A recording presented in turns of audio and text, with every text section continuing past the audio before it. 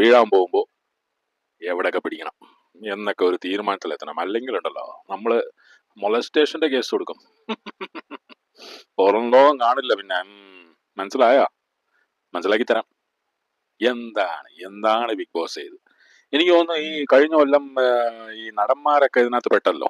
ഈ മറ്റേ ബാലചന്ദ്ര മേനോൻ 5 സ്ത്രീകൾ 3 സ്ത്രീകൾ എന്നൊക്കെ പറഞ്ഞ ഒരു സ്ത്രീ, പിന്നെ നെവിൻ പോളി ആയിട്ട് ഒരു സ്ത്രീ, പിന്നെ ആരൊക്കെയാ, ജയസൂര്യ കടന്നു പിടിച്ചു ബാത്റൂമിന്റെ അവിടെ എന്നൊക്കെ ഒരു സ്ത്രീ, പിന്നെ മുകേഷ്, പിന്നെ ആരൊക്കെയോ ഉണ്ട്.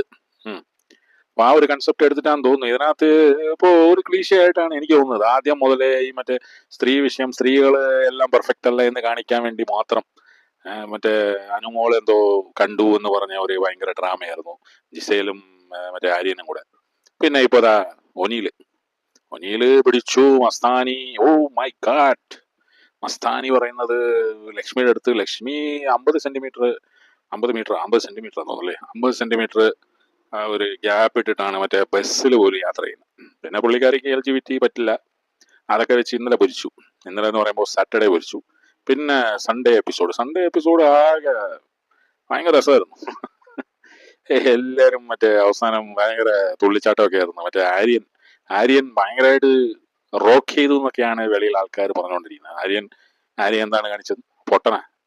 പിന്നെ അവന് അതിനുള്ള പണി അവൻ അടുത്തതെന്ന് തോന്നുന്നു. കഴിഞ്ഞ ആഴ്ച ഈ മസ്താനി പറഞ്ഞു, ഞാൻ അടുത്ത ആഴ്ച പോയാലും കുഴപ്പമില്ല, ആ പാനി പോയല്ലോ, അതാണ് എനിക്ക് വേണ്ടിയിരുന്നത് എന്നൊക്കെ പറഞ്ഞു. ഒരാഴ്ച ആയപ്പോഴേക്കും പോയി. എന്താണേലും ഭയങ്കര സംഭവമായിട്ടുണ്ട് ഈ കൊല്ലത്തെ ബിഗ് ബോസ്. എന്തൊക്കെയാണ് കാണിച്ചു കൂട്ടിക്കൊണ്ടിരിക്കുന്നത് അല്ലേ. അല്ല, പിന്നെ നോക്കുവാണെങ്കിൽ ഒരു കണക്കിന് എല്ലാ കൊല്ലത്തെ ബിഗ് ബോസും ഇതുപോലൊക്കെയാണ്, അപരാധമാണ്. പക്ഷെ ഈ കൊല്ലം ഭയങ്കരമാണ്. ഒനിയില് പൊട്ടിക്കറിഞ്ഞതൊക്കെ ഭയങ്കര ഫീൽ ചെയ്തിട്ടാന്ന് തോന്നുന്നു. പിന്നെ അഭിനയിച്ചാണോ എന്നറിയില്ല, ഇതൊക്കെ സ്ക്രിപ്റ്റഡ് ആണല്ലോ. ഇവരൊക്കെ പിന്നെ അഭിനയിക്കുന്ന ആൾക്കാരായി. മറ്റേ KPAC ലളിത മാഡം, ഏതാ സിനിമ അത്, മറ്റേ ആസിഫ് അലിയൊക്കെ ഉള്ള സിനിമയാണ്. കഥ തുടരുന്നു. അതിനകത്ത് എടാ ഒരു പെണ്ണിന്റെ കരച്ചിൽ കണ്ടിട്ട് എന്ന് പറഞ്ഞൊരു സീനുണ്ട്. കരഞ്ഞു കാണിക്കണോ? ഞാൻ ഇപ്പൊ കരഞ്ഞു കാണിക്കാന്ന് പറഞ്ഞിങ്ങനെ എന്ന് പറഞ്ഞോണ്ട് ആ ഒരു സീനാണ് എനിക്ക് ചെറുതായിട്ട് ഓർമ്മ വന്നത്. പിന്നെ അവന്റെ കാര്യത്തിൽ പറ്റിയതൊക്കെ മോശമാണ്. അതുപോലെ ഒരുപാട് ആണുങ്ങൾ സഫർ ചെയ്യുന്നുണ്ട് നമ്മുടെ സമൂഹത്തിൽ. ഒരുപാട് ആണുങ്ങൾ ഈ പെണ്ണുങ്ങളുടെ അടുത്ത് മിണ്ടാൻ തന്നെ പേടിയാണെന്നേ. അതിപ്പോ കൊച്ചുകുട്ടിയാണെ പോലും. എൻ്റെ ഒരു ഫ്രണ്ടിന് ഈ ഇടയ്ക്ക് ഒരു സംഭവം പറ്റി. ഒരു പട്ടിയായിട്ട് ഒരു കൊച്ചുകുട്ടി ഇങ്ങനെ വന്നിട്ട് ആ പട്ടീനെ ഇങ്ങനെ മുള്ളിക്കാനും അപ്പിയിടിക്കാനും ഒക്കെ ആയിട്ടുള്ള പരിപാടിയായിട്ട് ഇങ്ങനെ വന്നാം. അപ്പൊ ഇവരുടെ വീട്ടിലുള്ള പട്ടീനെ ഒരിക്കലും ഇവരുടെ വീട്ടിൽ ഈ മറ്റേ അപ്പിയിടിക്കലും ഇതൊന്നും ചെയ്യിപ്പിക്കില്ല. അടുത്ത ഒരു 10-100 അടി ഡിസ്റ്റൻസിൽ പോയിട്ട് ഇവയൊക്കെ പരിപാടിയൊക്കെ ചെയ്യുള്ളൂ. അങ്ങനെയായിട്ട് ഈ ഇടയ്ക്കിടയ്ക്ക് ഈ പെണ്ണെ ഇവിടെ വന്നിട്ട് ഇങ്ങനെ ആപ്പിയിട്ടിട്ട് പോവും. ഈ പട്ടിയെ, പെണ്ണല്ല പട്ടി ആപ്പിയിട്ടിട്ട് പോവും. അപ്പൊ പുള്ളി ഇതിങ്ങനെ ശ്രദ്ധിച്ചുകൊണ്ടിരുന്നു. പുള്ളി എന്ത് ചെയ്തു, ഒരു ദിവസം ഈ പെണ്ണിന്റെ അടുത്ത് പറഞ്ഞു, ഈ കൊച്ചു പെണ്ണെന്ന് പറയുമ്പോൾ ഒരു 8 വയസ്സ് 10 വയസ്സ് പ്രായമുള്ളൂ കേട്ടോ. അടുത്ത് പറഞ്ഞു, മോളെ ഇങ്ങനൊന്നും ചെയ്യല്ലേ, അവിടെയൊക്കെ പോയിട്ട് ചെയ്യിപ്പിച്ചാൽ പോരെ, നിങ്ങളുടെ വീടിന്റെ അടുത്ത് പോരെ, അല്ലെങ്കിൽ കുറച്ച് അങ്ങോട്ട് പോകും. അല്ല, അങ്ങോട്ട് പോയി കഴിഞ്ഞാൽ ഒരുപാട് മറ്റേ പാമ്പും പഴുതേരയും അങ്ങനത്തെ പ്രശ്നങ്ങളൊക്കെ ഉണ്ട്. അല്ല, ഇവിടെ ഞങ്ങൾ ചിലപ്പം ഈ വേസ്റ്റ് വാട്ടറൊക്കെ എടുത്ത് വെളിയിൽ ഒഴിക്കും. ഈ പുള്ളിയുടെ വീട് ഫസ്റ്റ് ഫ്ലോറിൽ ഒഴിക്കും. അങ്ങനെ ചിലപ്പം നിങ്ങളുടെ ദേഹത്തൊക്കെ ചിലപ്പം വീണെന്ന് വരും. അപ്പോഴത്തെ വീടുകളൊന്നും ഇല്ല, അങ്ങനത്തെ ഇതൊന്നും ഇല്ല. അങ്ങനത്തെ ഒരു സ്ഥലമാണ്. അപ്പോ ഈ കൊച്ചു പെണ്ണ് എന്ത് ചെയ്തു, വീട്ടിൽ പോയിട്ട് എന്തോ പറഞ്ഞു. ഉടനെ വീട്ടിൽ നിന്ന് പുള്ളിക്കാരിയുടെ അച്ഛനും അമ്മയും ഒക്കെ ആയിട്ട് ഇങ്ങനെ ഒരു പടയായിട്ട് ഇങ്ങോട്ട് വരികയാണ്. എന്താ ഈ റോഡ് മൊത്തം തന്നെയാണോ? എന്താടോ, ഒരു പണി ഇല്ലാതെ ഇങ്ങനെ ഇരിക്കുകയല്ലേ, ഒരു പണി ഇല്ലാതെ ഇരിക്കുമ്പോൾ എനിക്ക് ഇങ്ങനെ ഒരുപാട് കഴപ്പുകളൊക്കെ ഉണ്ടാവും എന്നുള്ള രീതിയിൽ അയാളെ ഇട്ട് അങ്ങ് പൊരിക്കുകയാണ്. അയാൾ കുറെ തെറിയൊക്കെ വിളിച്ചു, ഇവരും കുറെ തെറിയൊക്കെ വിളിച്ചു. നമ്മള് മലയാളീസ് അറിയാമല്ലോ. എന്താണേലും ഇത് ഈ ഈ പെണ്ണുങ്ങള് ഈ വുമൺ കാർഡ് എന്ന് പറയുന്ന ഒരു സംഭവം ഉണ്ടല്ലോ, അത് ഭയങ്കര കൂടുതലായി ഇപ്പൊ ഇന്ത്യയിൽ. ഇപ്പൊ ഒരു പാർക്കിംഗ് തർക്കമായിട്ട് അതുമായിട്ട് ബന്ധപ്പെട്ട് ഞാൻ ഇങ്ങനെ അതും വേറെ ഒരു അറിയാവുന്ന ഒരാളാണ്. എനിക്ക് ചെയ്ത ആൾക്കാരെ അറിയില്ല, ഇതിൽ അകപ്പെട്ടു പോയ ആളിനെ അറിയാം. പുള്ളി പാർക്ക് ചെയ്യുന്ന സ്ഥലത്ത് ഇവരൊരു വണ്ടി പാർക്ക് ചെയ്തു. അപ്പൊ പുള്ളി മാറ്റി പാർക്ക് ചെയ്തപ്പോൾ ഇവരെന്ത് ചെയ്തു, ഇവരുടെ എന്തോ താക്കോലോ എന്തോ ഒരു സാധനം കൊണ്ട് പുള്ളിയുടെ വണ്ടിയിൽ ഒരു ലൈനൊക്കെ ഉണ്ടാക്കി.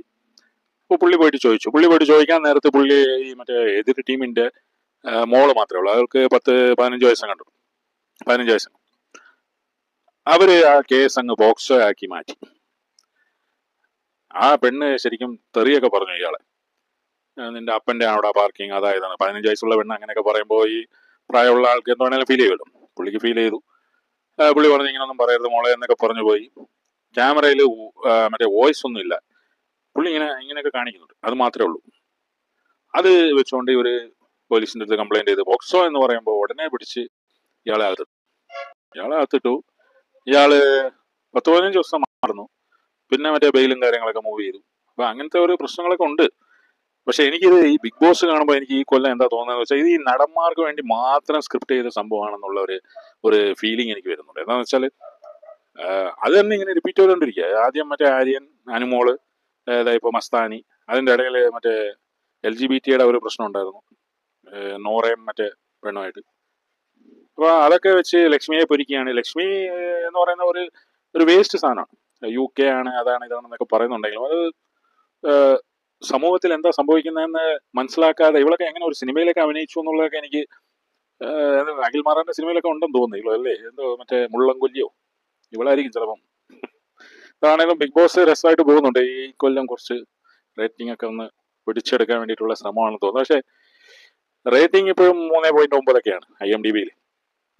എന്നാലും നോക്കാം നമുക്ക്. ഈ കൊല്ലത്തെ വിന്നർ ആരായിരിക്കും, ആണായിരിക്കുമോ പെണ്ണായിരിക്കുമോ എന്നുള്ള ഒരു ഫീലിംഗ് എനിക്കുണ്ട്. ലക്ഷ്മി എന്താണേലും അടുത്ത ആഴ്ച കടക്കില്ലെന്ന് തോന്നുന്നല്ലേ, നോക്കാം.